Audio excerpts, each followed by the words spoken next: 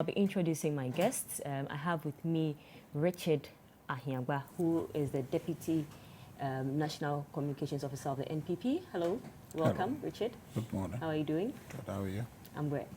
Okay, and Edem Agbana, who is the Deputy National Organizer, Youth Organizer of the NDC. Welcome. Thank you. Okay, so we have three issues today, and you noticed that the issue of Capital Bank and the CEO and directors being sued is running through.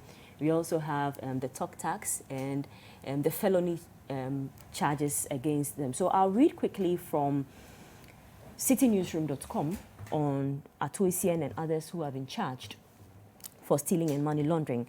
So this is on citinewsroom.com. It says, the state has dragged the former Chief Executive Officer and Managing Director of defunct Capital Bank, Ato Essien, and Fitzgerald Odonkor, and two others to court over the collapse of the bank. The state leveled 26 different counts of charges against the four, which include Kate Korte Papafio and Tete Neti.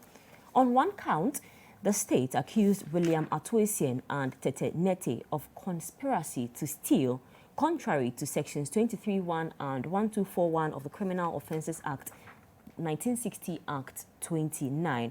Now, William Ato Essien and Tete Neti, between October and November 2015 in Accra, in the Greater Accra region, agreed to act together with a common purpose to steal the sum of 100 million, the rate cited by citinewsroom.com stated. Now, receivers from the bank had also begun legal proceedings against them for their roles in the collapse of the bank. As Capital Bank was found to be owing 468 million, which was said to have arisen due to the negligence from the board. Richard, I'll start with you on this one. The Capital Bank and UT Bank were collapsed in August 2017, and we are now seeing the results based on what people or commentary that had been going on for some time. Will you say that it's been long overdue following the issues that came up and the alleged offenses that these directors and chief executive officers had committed? Well, good morning to you again, to your viewers. Say good morning to His Excellency the President. Is still out in Ashanti region, and you referenced some of the discussions that is happening there. I think is reflective of the commitment that we have to serve, and on occasions like this, when the President goes round, it's for him to listen and hear what is happening in the country. So I think we wish him well. I think he has 2 or 3 more days in Ashanti region. To your question, I don't think it's long overdue. It's just what must be done in time and must be done prudently with regards to the rights and regard to law, and in ensuring that the space is not abused or hurriedly done as to occasion judgment, debts, and because people are in a hurry to bring cases that perhaps there are no cases. But what has been done, I've seen some research document on this matter. Now that the case is in court, I cannot in any reasonable detail talk about it, except to say that I think that Ghanaians deserve to have a hearing on this matter, and that will allow the chips fall where they may. I have a fair reason to believe that we are going to hear a lot of disturbing things in this matter. Some of the reports that has come, one that Ghanaians will realize the rot that happened, and to the extent that we'll have laws, but those laws will be flouted, and those who flout them will go about behaving as though that they are above the law. To build this country, all of us must get to a point where we subject ourselves to the same law. And it's not easy, you know. It calls for personal discipline, the awareness that it is our country, and the only way we can build it is if we all do according to law. And I'll give you guys credit again. Last time I was here, I said I was a student of your network. Apparently because you guys are doing something that I believe that if adopted, it wouldn't be comfortable, it would be painful, but then that is the painful process we need to develop this country. So we must do this, and I think the time is right, and the Attorney General's Department, I will commend them also for being deliberate, because this process has been such that people were trying to stampede the government to say, oh, why, if these banks are collapsed, why are they not in court and all of that? But they maintained focus. They did the diligent work and have convinced themselves beyond, at least they have a plausible case to bring to court. And I think that that is to their credit, that in spite of the discussion in the space, they were intentional and have convinced themselves that yes, there's a case for the Ghanaian people, hence they've gone to court. So I'd say that let's see how the case unfolds, and we'll give the defendants good occasion in court, as will be allotted them, to defend themselves, and in the end, we'll hope whatever justice comes will be in the interest of this country.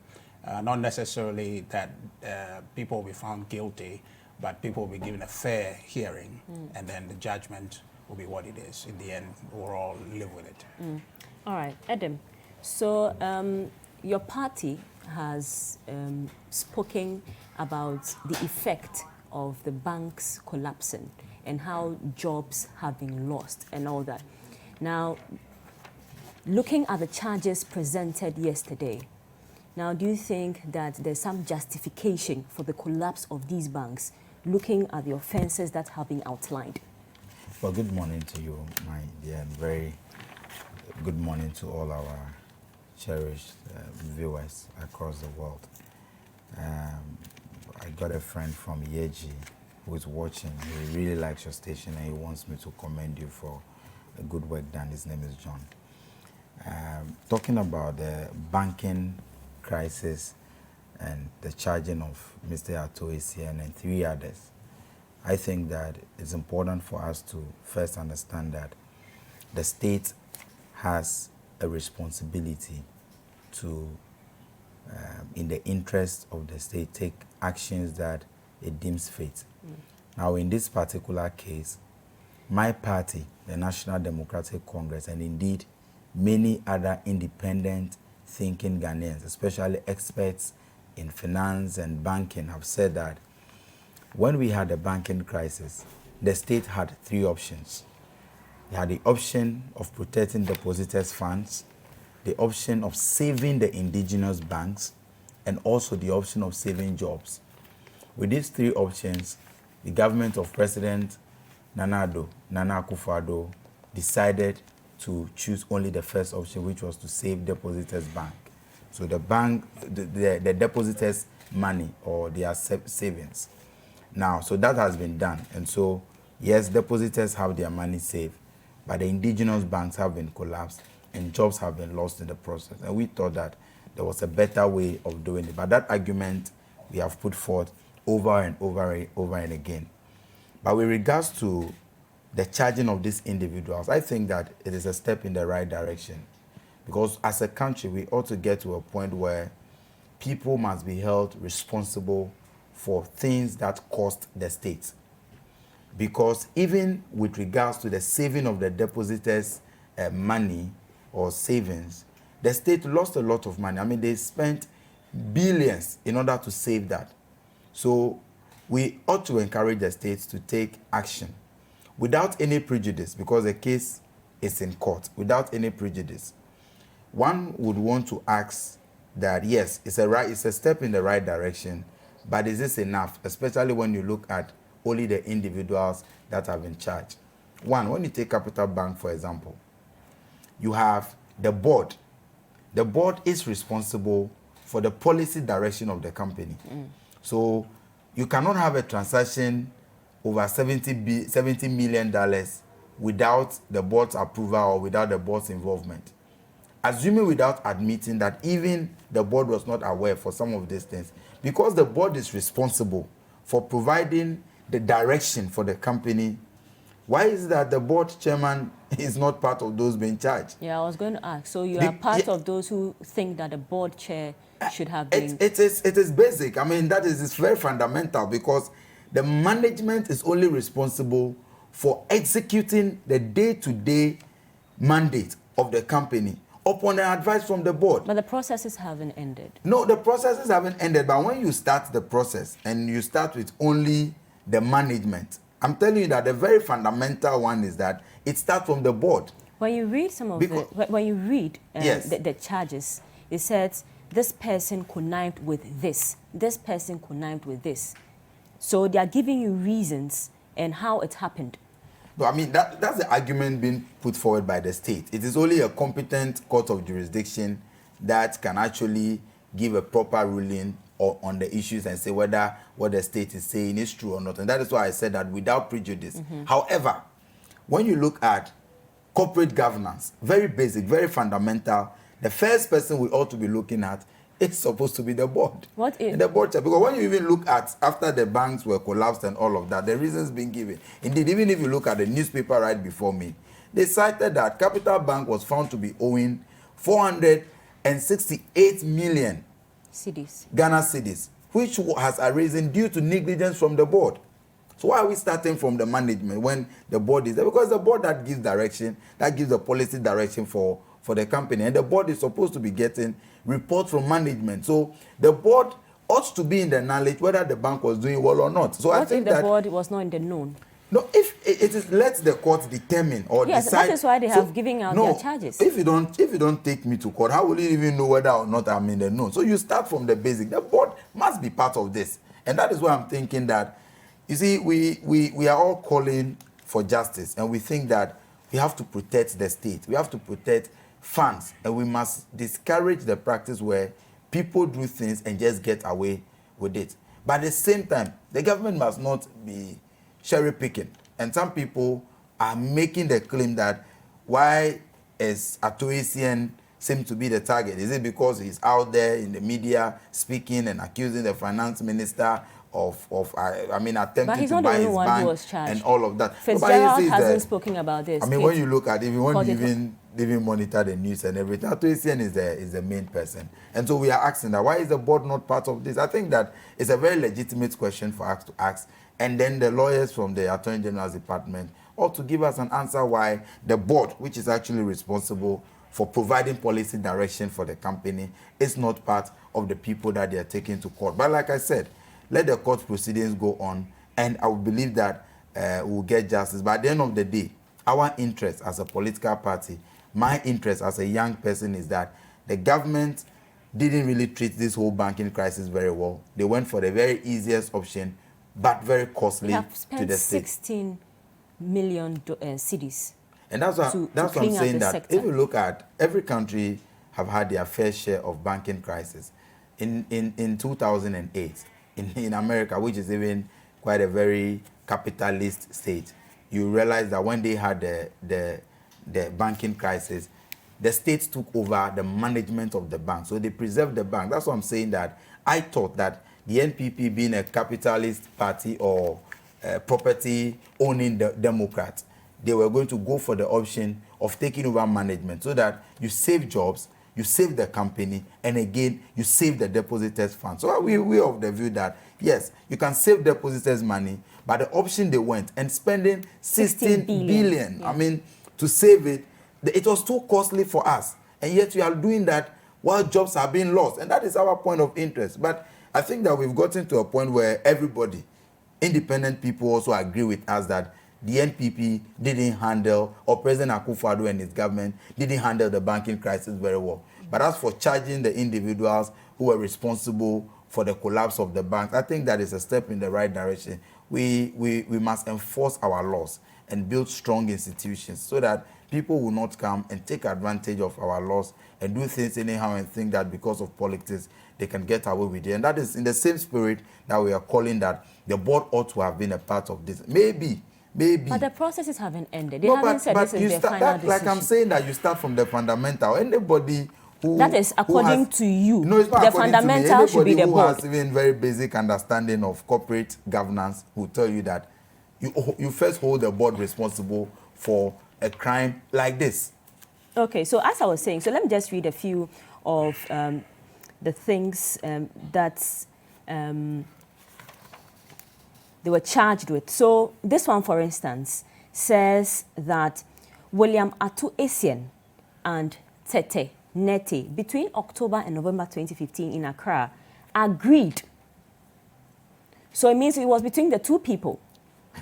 How does the board get into this? That's what I'm saying, that you cannot have all these amounts of money being transferred from the bank or these transactions being done without the board's approval.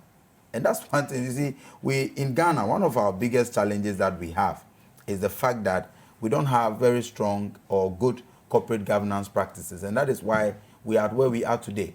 When you go to other countries, you go to a place like Malaysia, for example, if you have your money and you want to start your bank, you go to, they have what they call the Institute of Directors. So you don't choose your pastor, you don't choose your son, you don't choose your in-law, you don't just go and choose somebody that you have good relationship with to come and be a member of your board.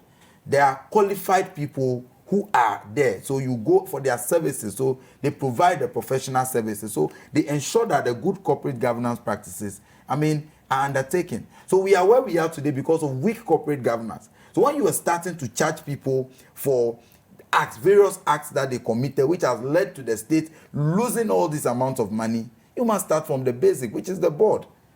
Irrespective not the of who regulatory body. Not the management. Include management, but you must start with the board, because the board is the one responsible for providing policy direction for the company. Okay. So, Richard, do you also agree that the board should have been included in this, knowing that the processes haven't ended? Now, he says that your government or the government is cherry picking. You have decided who is the easy target. So you have targeted easy people to actually charge with these criminal offenses.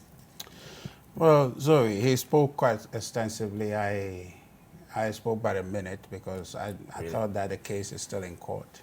But I think a lot of things he said, I'll grant him that he doesn't have access to certain information, which I do, which perhaps... Are you willing to share with us? No, because where the case is. But I can share one or two. Ato Essien is the owner of Capital Bank. That must be established. So when you have Ato Essien, you have Capital Bank. He must get that. No. He owns 51% of the shares in the company. Now, what he also needs to appreciate is that you don't just go to court because it looks like a place you must go. You establish standing. As a Attorney General's department, you have to go there with appropriate case. The court will just not open the doors and come. You go through certain tests to see if the case even you are bringing has a standing in court. So that must also be underscored. Now, the thing about board and the rest of it, that I really don't want to engage in that because I think he's just doing propaganda. But let's focus on the part where he's saying we are here because of certain things happening. And I'm hoping I'm on safe grounds here to discuss a few of the things occasioned under them without any shame. Maybe he's not aware. The extent that bank should not even have the name bank in this country if the Bank of Ghana under the NDC had done their work right. So this is a painful period in our lives that an individual will go through some kind of manipulation, paper money creation to establish a bank. With that capital, establish a bank and use that as an instrument to collect people's money and as a basis to create employment for people, which is only just sitting there as a time bomb because the whole structure is not sustainable. Okay. And that you create a platform like that to give people false hope, both customers and employees. False hope because the foundation is not built to last. Okay. Now, it's just a matter of time for the thing to collapse. If nothing was done to Capital Bank, if no effort was brought in by this government, it would have collapsed all the same because so it was not sustainable. I'll let you continue. We'll take a quick break and then I'll let you continue with your submission. So stay with us. This is still the Breakfast Daily. And don't forget to get interactive with us. The hashtag is Breakfast Daily. And you can also reach us on WhatsApp 0550 585832. We'll be right back. You all come back, and this is still Breakfast Daily on Citi TV. So if you just join us, we are discussing the aftermath of the Capital Bank collapse, where Ato Essien and others have been charged with stealing and money laundering. So I'll go back to Richard. You were making a submission on how this government has actually saved the situation. Yeah. So the whole Capital Bank venture, from day one, from when they were microfinance, savings and loans, up until when they became a bank, was built on false pretenses. There's evidence to that effect, which I suppose the discussions in court reveal to all of us. And I invite all of us Ghanaians to engage in this, because this is an abuse of our space, occasioned under a government that my brother here represents and is campaigning for to come someday, God forbid, to rule this country. The kinds of things that happened, you cannot afford but be angry that those things happen, and the same people who did it have the gut to speak today to those same issues. Now, he was talking about easy way out. What does he mean, easy way out? What his government was doing was the easy way out. They were enabling all of these banks that needed to be restructured. They were enabling them to carry on with the abuse of our space. Bank of Ghana liquidity became an insurance that these banks were using, and more or less emboldened to abuse it, because they knew that the government at the day of the day could not pull any serious reform effort, because they were just merely trying to keep the facade going. What you had under even Capital Bank was a moral hazard situation, because they knew anytime they hit the brick wall, what they call Bank of Ghana will give them liquidity. And those very monies, the Bank of Ghana liquidity support given to these banks, some of them were used to establish insurance companies, some of them were used to buy assets out of this country. And you are telling me that that's okay, and you sit on TV and defend that kind of thing? It's repugnant. Edem.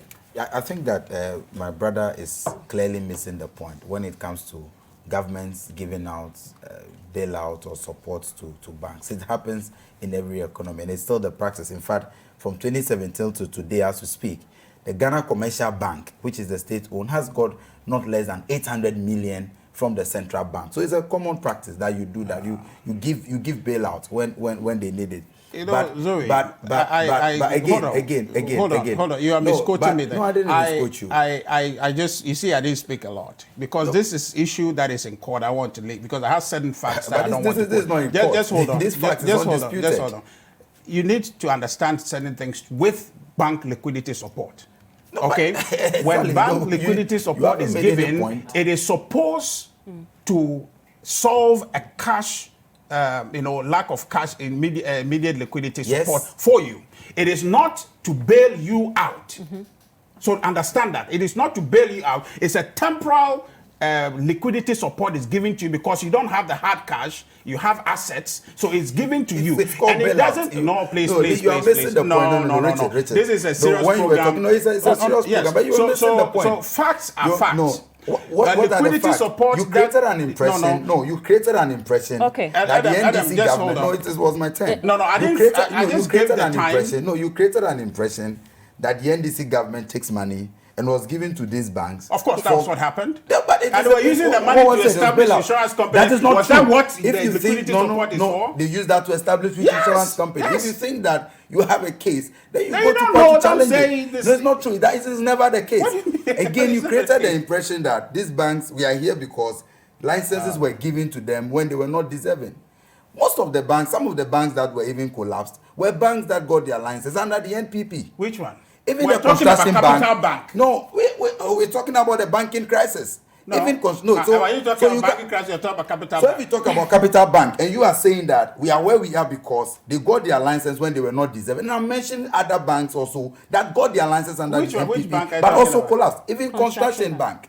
Even the Women's World Bank was there as far as 2006. But is it, Zoe? So where we are today, the conversation we're having, we need to have it in context. We are having it in context. If you want to talk about construction bank, I can engage that. No, but if we're talking but if you are having it in bank, context, if you are having it in context, and you are creating an impression that it's because capital bank had their license under the NDC, I'm trying to tell you that even banks that had their license under your government have also been collapsed. So it has nothing to do with at what point that they got their license. Okay, so you go ahead with your submission. So my submission is that we have 3 options that was available to every government to deal with the banking crisis. And the NDC, when we were in power, we started.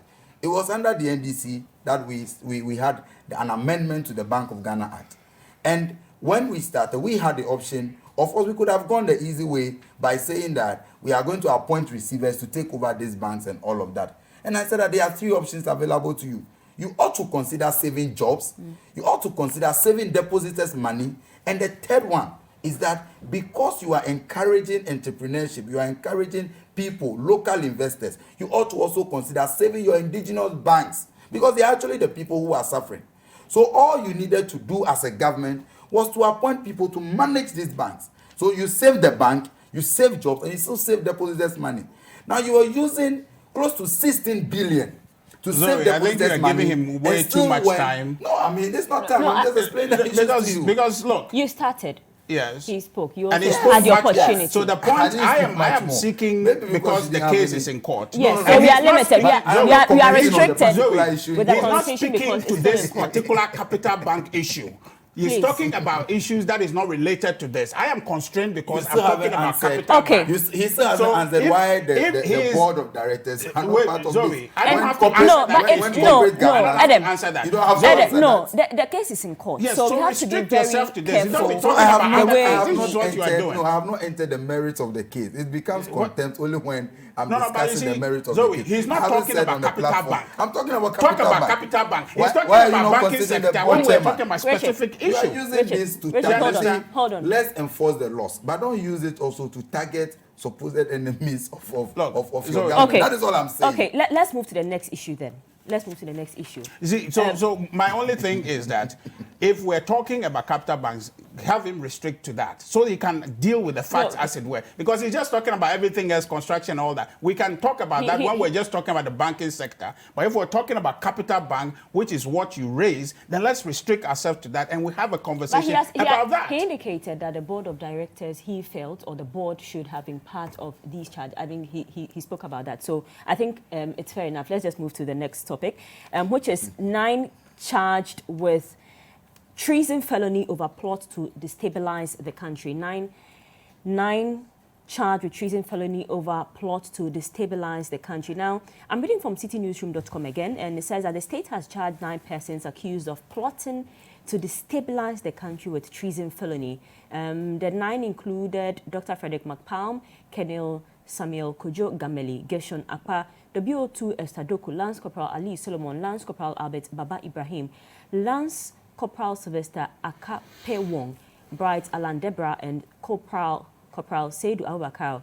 They were initially charged with possession of explosive arms and ammunitions without excuse, but had the charge dropped except for Frederick McPalm, Donya Kafui, and Bright Alan Debra. Richard, let me start with you again on this one.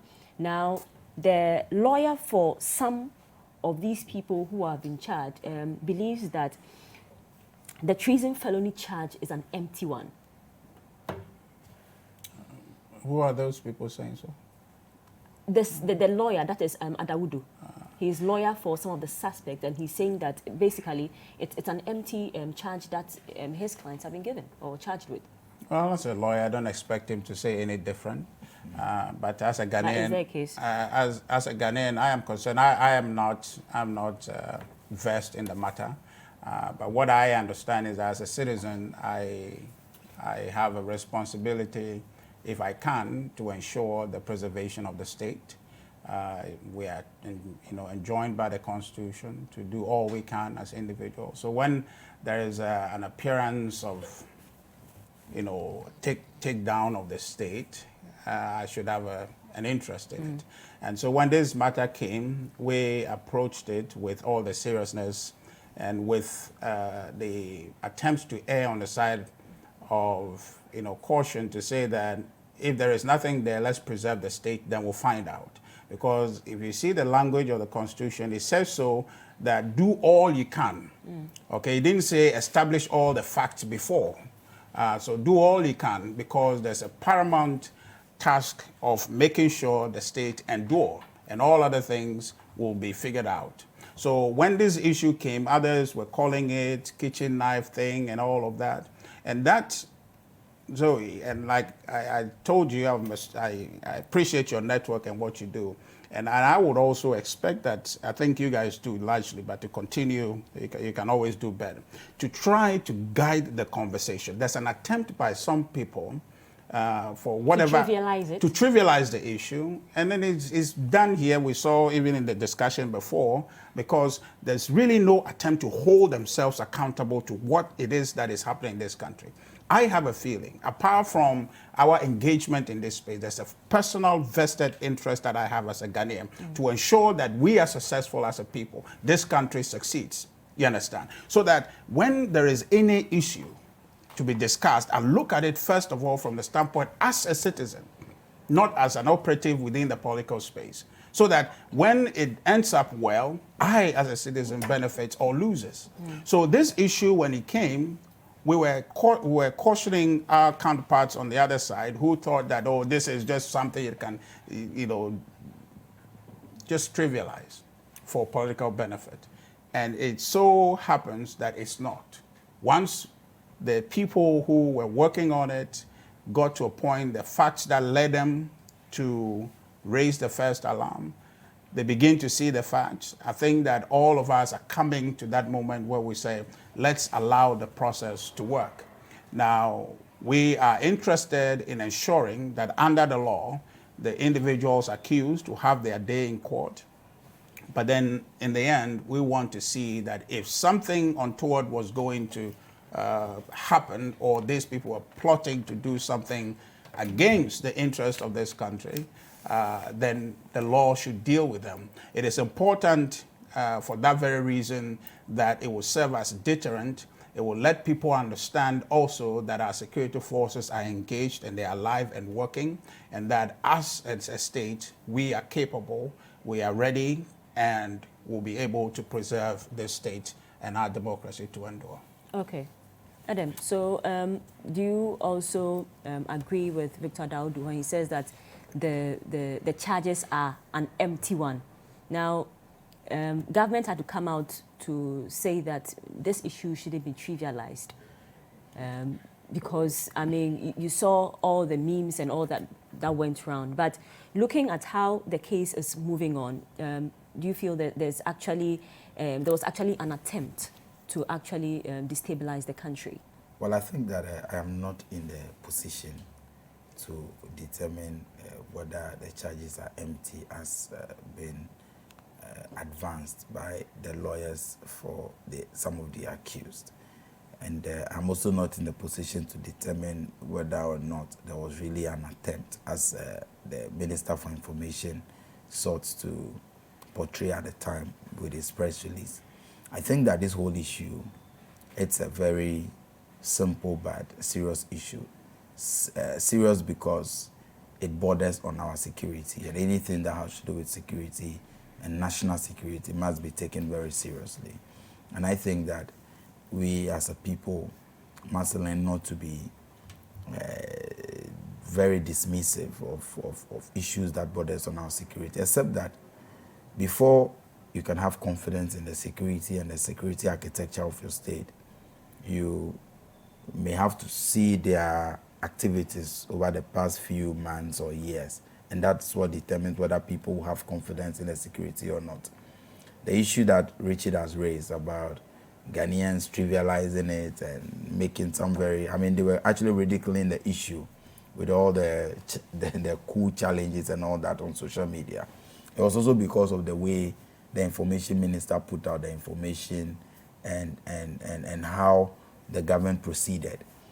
The first time they went to court. It was in detail as to Yeah, what I mean, the statement was in detail, giving out some storyline about how it took 18 months or so to monitor the activities of these individuals and all of that. But I said, look, I'm not in a position to determine whether or not these gentlemen are guilty. It's the court that can do that. So I wouldn't want to go into that. However, it is also important for us to caution the government that information is very important. But in putting out information, you ought to gauge the impact that the information will have. At the time the information came, and they even went to court the first time, and the government, they couldn't charge them for felony, they couldn't charge them for conspiracy to commit anything like that. At the time they went and they were charged for possession of ammunition and all of that, which is a normal thing that they charge a number of people, or the courts will continue to charge people for. It created an impression that the government went to town at the time without any proper preparation. Because when the deputy AG even spoke after the release, he said his department or the Attorney General's department is not yet briefed with what had gone on with the case, and they were hoping that in the coming days or weeks they will have enough information. So you ask yourself, what legal briefing did even the information minister receive before he put out that information? So the government must be very cautious, and the timing of the information is also very important. I think that we should let this case travel its full length in court, and then we get just, if they are guilty, they should be punished. If they are not, they should be set free and all of that. But the way and manner in which the government has managed communication and the narrative around it is what is creating all these hula value about it. Because at the end of the day, our fear now is that, assuming without admitting, I'm not advancing the argument that they are not guilty. Let's imagine they are not guilty. Do you think that, don't you think, let me put it in a question form, don't you think that because of the position that the government took from day one and the way and manner in which the information minister exaggerated it? Why do you think it's an exaggeration?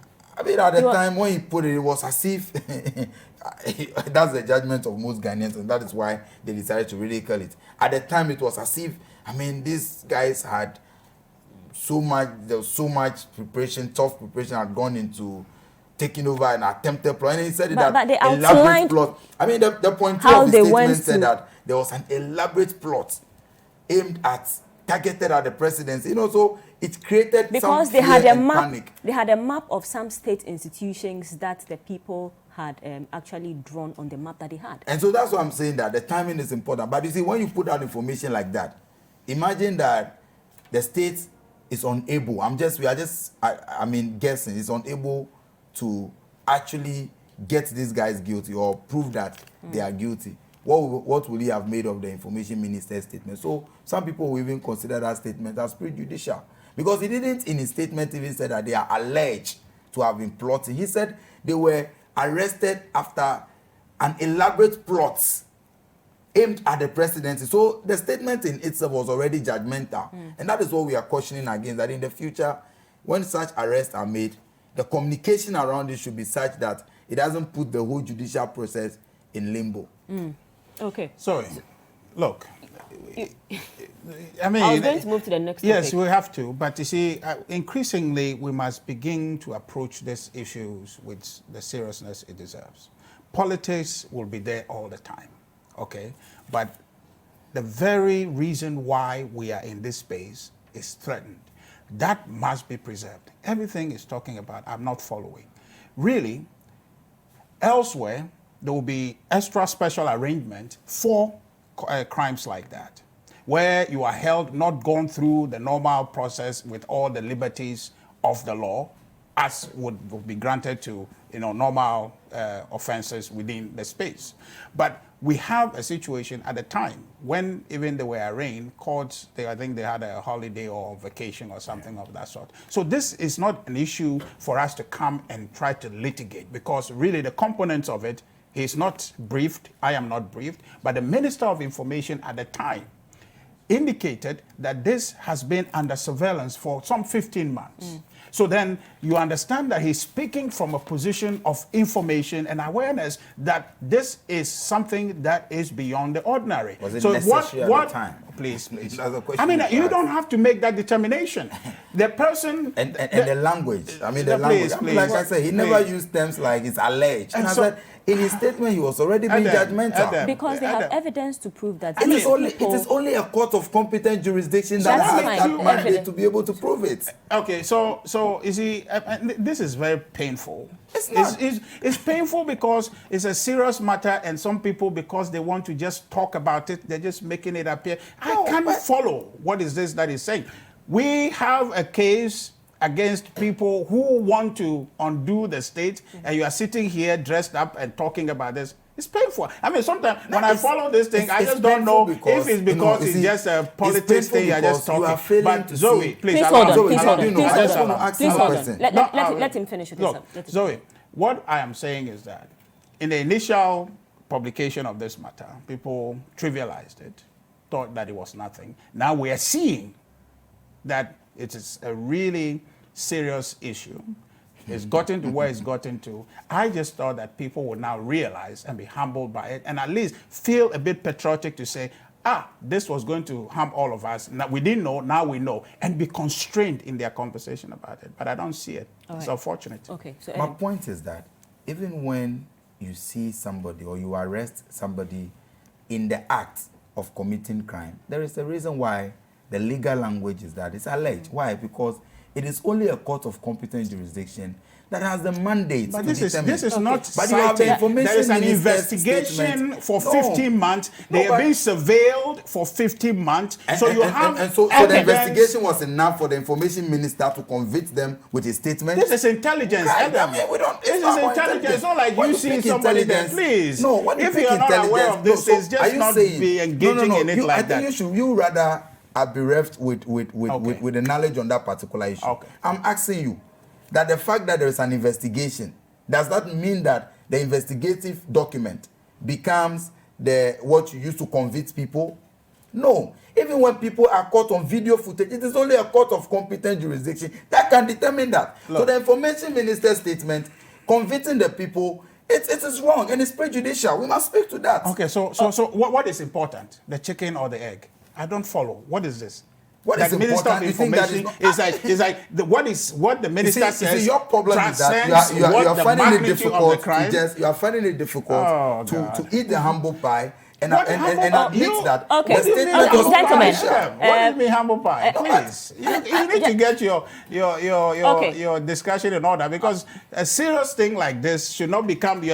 It is writing. the fact that So- it's serious doesn't mean that you should condone the wrong. What is wrong? It is wrong because the Minister for Information released the statement and already convicted the people in his statement. And I'm saying that So now the if issue you is in think that the court. investigation was enough, why didn't you just Did go you- and put did them you- at did the you Why hear- are you even did taking you them hear- All right, to all the right. legal process? Okay, let's move on. We Why don't are have you we even don't have taking them we to don't the have legal much time. process if you already believe that they are guilty? Edem, Why are you taking them to court? we don't have much time. Let's move to our last one, and I'll start with you on this one. Now, the chairman of Parliament's Finance Committee, Dr. Mark Esibeyeboah, is saying that telcos are making government unpopular with the instant top tax deductions. Let me read a portion for you. According to him, the operation of the telcos is a deliberate strategy to make the government unpopular. Many have complained about the immediate tax deduction after consumers recharge, followed by a text message. For instance, a recharge of 10 cedis worth of talk time gives consumers 9.2 cedis as a result of the tax. Now, speaking to Citi News after an Article 4 consultation with the International Monetary Fund, IMF, on Wednesday, that's yesterday, Dr. Esibeyeboah questioned the motive of the telcos for implementing the tax in such a manner. This was part of the budget. I think that we have to be And- serious. We have to be serious in this country. What is it talking about? Is it the telcos that decided that they were increasing the communication services tax by 50%? Is it the telcos? So what is it talking about? You introduce a tax. I mean, you increase a tax from 6% to 9%, which is a 50% increment. We are in a country where consumers of all these services, almost every day on social media, you see people writing names of some of these telecommunication service providers and citing them for your data is, I mean, MTN, your data is too expensive, Vodafone, your culture is too expensive, and all of that, Tigo, Airtel, they do that always. Because the impression was that these telcos are out there to cash in on Ghanaians, and everybody was putting the blame on them. Now you increase the tax, which is the burden you are transferring to the ordinary Ghanaian. The people decided that it is two-way affair. Whether they send the instant messages or they do the instant deduction or not, you're talking about value. So if, for example, I recharge 10 Ghana cedis and they don't send me that message and it appears on my phone as 10 Ghana cedis, it means that even when I am making a call, say for a 1 minute, 60 seconds call, if that used to cost me 1 Ghana cedis, this time around, that will cost me 1 Ghana cedis and say 90 pesos, something like that. So instead of the telcos waiting for me to say, hey, I bought 10 cedis after making 5 calls, my credit is all gone. These telcos are stealing us. They are making me, the consumer, know that they are being transparent. They are making me aware that after I recharge the 10 Ghana cedis, this component has been deducted to satisfy the government's new, the increase in tax. So what is this deliberate strategy to make government unpopular? In any way, I'm paying in any way.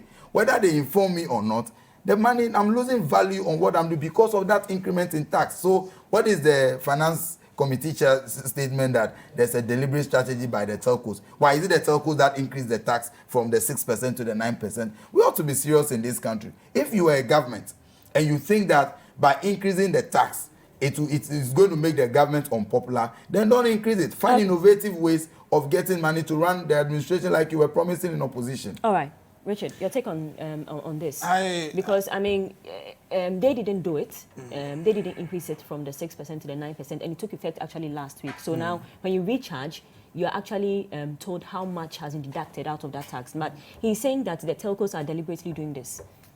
No, I think what the Finance Committee Chair, Dr. Asibe, was saying there was that hitherto the same tax when introduced in 2008, when people charged, they didn't send a message. Okay, but now they are sending message. That's the point he's making. He's not arguing about the introduction of the tax. So we need to put this thing in context. And I think this whole thing doesn't even merit any discussion, really, because he was sharing his view on what, as a customer, he sees, and the complaint people are making that, oh, we're seeing these things. We're paying the same tax, 6%. Why was it not texted to us before? That's what he's asking. So now, if they are texting it, what is the basis? Is it not just asking, fair that as a customer? No, I agree. Whether it's fair or not fair, it doesn't stop him from asking a legitimate question of why it wasn't sent to us first, but now it's being sent. So that, I'm saying that it really doesn't even merit in this discussion, because as a customer, as somebody who is hearing but it's people... not fair to the telcos as well. No, I mean, why is it not fair? Because, why do you say that they're deliberately sabotaging? You have increased it.